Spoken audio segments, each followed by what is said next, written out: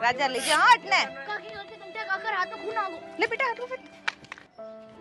क्या नहीं लगी थारे हाथ रे छोरा छोरा जई जा कपड़ा लेने जे पट्टी बांधो डॉक्टर ने फोन कर दे छोरा ए नी लावणो की नी करनो डॉक्टर ने फोन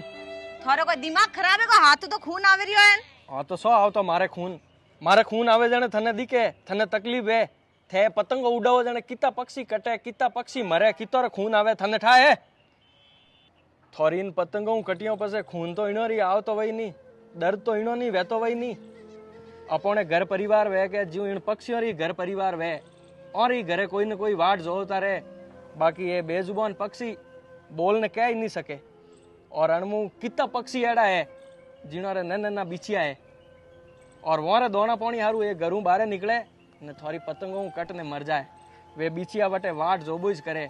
कि मोरा माँ बाप गया है जो को किन की खावा हारू लेना आई वन बिछियो ने यूं